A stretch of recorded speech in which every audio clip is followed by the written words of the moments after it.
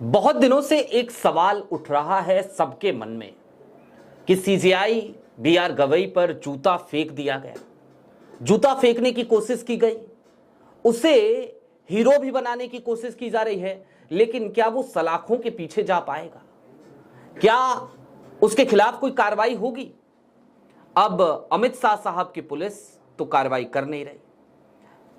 ऐसे में राहुल गांधी और उनकी पार्टी यानी कि कांग्रेस, उसकी सरकार एक ऐसे राज्य में है जहां पर एफआईआर दर्ज कर दी, यानी कि कांग्रेस शासित राज्य की पुलिस ने एक एक्शन ले लिया, एक एफआईआर दर्ज कर दी गई। कुल मिलाकर इसे इस तरीके से भी समझने की जरूरत है कि अब अमित शाह साहब की जो पुलिस है ना, उसका काम बढ़ गया है, उसको टास्क दे दिया है, और यह टास्क कांग्रेस सरकार ने दिया है।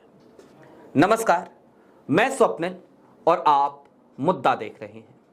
दोस्तों, आगे बढ़ें उससे पहले एक छोटी सी अपील है। मुद्दा इन दिनों एक गंभीर आर्थिक संकट से जूझ रहा है। एक तरफ हमारे मेन बैंक अकाउंट बीते कई महीनों से फ्रीज चल रहे हैं, तो दूसरी तरफ हमारे 28 साल पुराने चैनल को हमसे छीना जा चुका है। ऐसे में आपसे गुजारिश है कि यदि आप चाहें, यदि आप सक्षम हो, तो छोटी छोटी मदद मुद्दा की जरूर कीजिएगा। इसके लिए आप स्क्रीन पर दिख रहे क्यूआर कोड या फिर के नीचे दिख रहे यूपीआई नंबर का इस्तेमाल कर सकते हैं। अब आगे बढ़ते हैं। आपकी स्क्रीन पर एक खबर है, इस खबर को जरा गौर से देखिए। दरअसल कर्नाटक में, जी हां, जहां के मुख्यमंत्री हैं सिद्धरामैया, वहां पर विधान सौधा पुलिस थाने में एक 0 एफआईआर दर्ज की गई। और ये 0 एफआईआर जो दर्ज हुई है, ये राकेश किशोर के ऊपर हुई है। राकेश किशोर यानी कि वही निर्लज्ज, वही नफरती व्यक्ति जिसने देश की सबसे बड़ी अदालत यानी कि सुप्रीम कोर्ट में सबसे ऊंची कुर्सी पर न्यायपालिका के जूता फेंकने की कोशिश करी थी।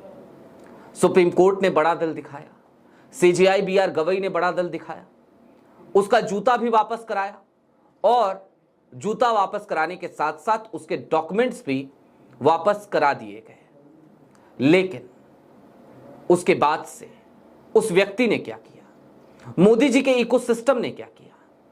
सब लगे तालियां पीटने, सब लगे उस व्यक्ति को, उस नफरती इंसान को, उस 71 वर्ष के नफरती वकील को हीरो बनाने।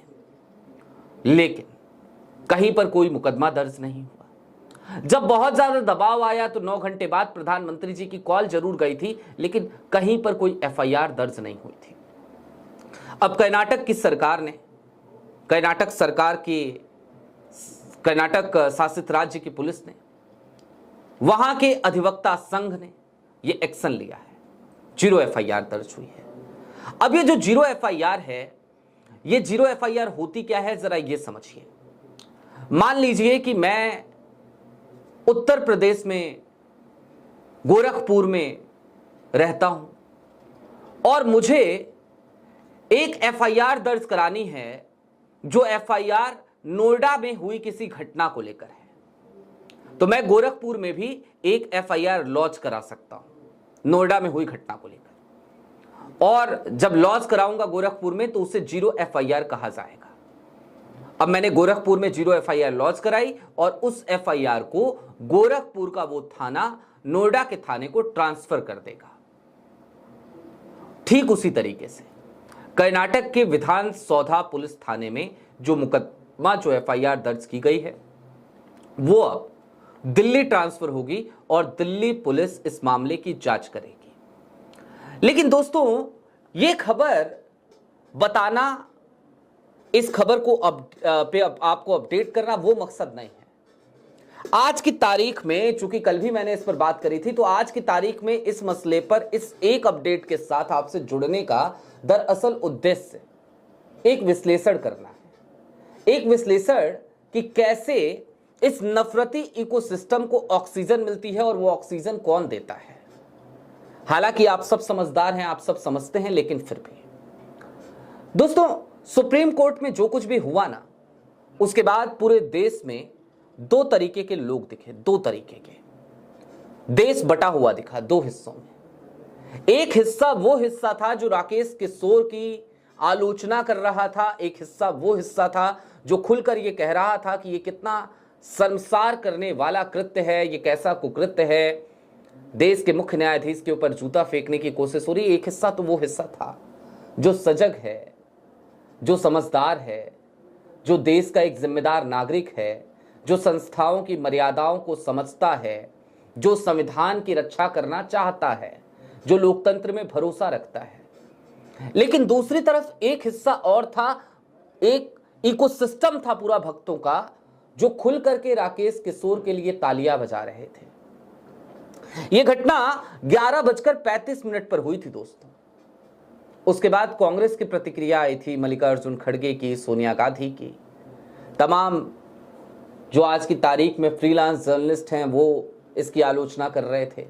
विपक्ष के तमाम नेता इसकी आलोचना कर रहे थे। क्या अखिलेश यादव, क्या संजय राउत, क्या उद्धव ठाकरे, सब कर रहे थे। लेकिन भारतीय जनता पार्टी का पूरा इकोसिस्टम, जो उनकी ट्रोल आर्मी है, जो उनका आईटी सेल है, आईटी सेल से जुड़े हुए जो लोग हैं, वो सब इस मसले पर तालियां बजा रहे थे और जश्न मना रहे थे। एक तो जो भक्त शिरोमणि है, अंधभक्तों के जो भगवान की तरह है, अंधभक्तों में जिसका सर्वोच्च स्थान है, उसने तो यहां तक कह दिया कि ऐसे कायर जजों को सड़क पर घेर कर ... नोएडा की पुलिस ने उसे बुलाया भी, पूछताछ भी करी, पहले सेक्टर 58 थाने में, फिर पूछताछ हुई डीसीपी ऑफिस में और उसके बाद उसे जाने दिया गया। और जब वो जा रहा था तो उसके साथ भारतीय जनता पार्टी के प्रवक्ता भी नजर आ रहे थे। मैं नाम नहीं लूंगा, नाम लेकर बार बार क्यों एक ऐसे कुंठित बदतमीज आदमी को ज्यादा महत्व देना, मैं नहीं देना चाहता, लेकिन ये सब कुछ हुआ था।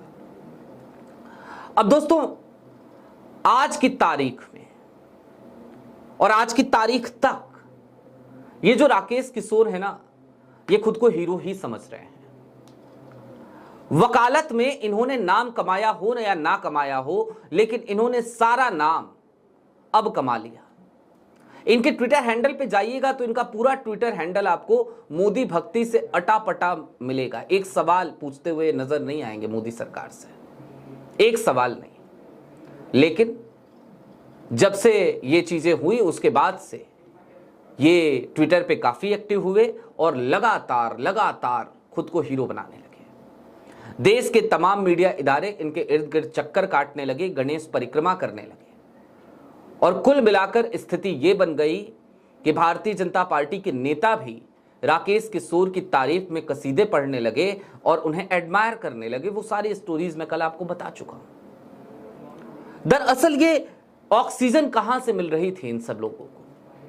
सत्ता में आज की तारीख में एक ऐसा दल है जिसे इस बात पे भी कभी अफसोस शायद नहीं होता कि उसके सांसद ने यहां तक कह दिया था कि देश में गृह युद्ध भड़काने के लिए जिम्मेदार मुख्य न्यायाधीश हैं। सीजेआई पर सीधा हमला बातों से किया गया था। बातों से किया गया वो हमला हो या फिर कि जूते से हमला करने की ये नाकाम कोशिश, दोनों ही स्थितियों में भारतीय जनता पार्टी हमें शांत नजर आती है।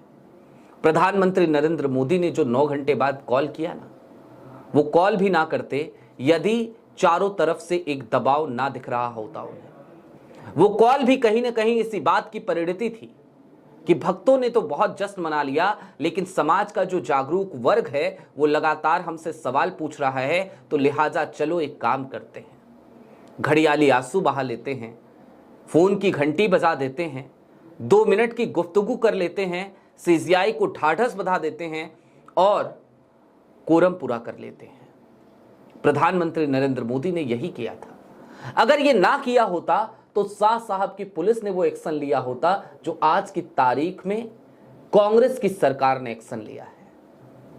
कांग्रेस की सरकार कर्नाटका की, वो साधुवाद की पात्र तो है, वहां के वो सजग नागरिक, सजग अधिवक्ता साधुवाद के पात्र तो हैं, लेकिन सवाल ये है कि सुप्रीम कोर्ट को भी अपने इकबाल का ख्याल रखना चाहिए था।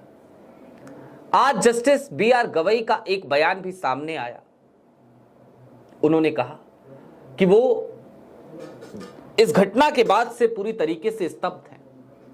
गवई साहब, स्तब्ध सिर्फ आप नहीं हैं, स्तब्ध देश का हर वो नागरिक है जो संविधान में भरोसा रखता है, जो सर्वोच्च न्यायालय का सम्मान करता है, जो आपको कॉन्स्टिट्यूशन का कस्टोडियन समझता है, वो हर शख्स आज की तारीख में, देश का हर जिम्मेदार नागरिक आज की तारीख में स्तब्ध है। लेकिन आपने जो बड़ा दिल दिखाया ना, उस बड़े दिल को दिखाने की जरूरत नहीं थी सर, नहीं थी। गांधीवाद नहीं चल सकता। गोडसे के भक्तों को गांधीवाद से समझाया नहीं जा सकता। आपने बड़ा दिल दिखाते हुए जरूर कह दिया कि कोई चार्जेस फ्रेम ना किए जाएं, लेकिन यकीन मानिए, गोडसे ने जब महात्मा गांधी की हत्या करी तो उसे माफ नहीं किया गया था, उसे फांसी की सजा सुनाई गई थी, क्योंकि उस वक्त भी यह बात समझ में आ गई थी कि दरअसल गोडसे के भक्त, नफरती लोग, हिंसा के पुजारी, वो दया के पात्र नहीं है। बहरहाल थोड़े कहे को ज्यादा समझिए। कर्नाटका में एफआईआर दर्ज हुई है। देखना दिलचस्प होगा कि अब शाह साहब की पुलिस क्या एक्शन लेती है, क्योंकि वहां पर एफआईआर जरूर दर्ज हुई है, लेकिन वो 0 एफआईआर है। वो ट्रांसफर होकर दिल्ली ही आएगी, और दिल्ली आएगी इसका मतलब दिल्ली पुलिस, और दिल्ली पुलिस का मतलब है देश के गृह मंत्री अमित शाह साहब। आपकी क्या राय है हमें कमेंट बॉक्स में जरूर बताइएगा। अभी के लिए दीजिए इजाजत। चलते चलते फिर वही अपील, चैनल पे नए हों तो सब्सक्राइब करते हुए जाइएगा। और ये वक्त मुद्दा के लिए एक मुश्किल वक्त है, जिस वक्त पे एक तरफ हमारे मेन बैंक अकाउंट बीते कई महीनों से फ्रिज किए जा चुके हैं, बेबाक आवाज़ों के साथ ये हो जाना कोई नई बात तो है नहीं, और दूसरी तरफ आलम ये कि हमारे 2.5 साल पुराने चैनल को भी हमसे छीना जा चुका है, परमानेंटली डिलीट किया जा चुका है। लिहाजा डे टू डे ऑपरेशंस में मुद्दा को कुछ मुश्किलों का सामना करना पड़ रहा है। आप चाहें तो छोटी छोटी मदद जरूर कीजिएगा। बहुत शुक्रिया।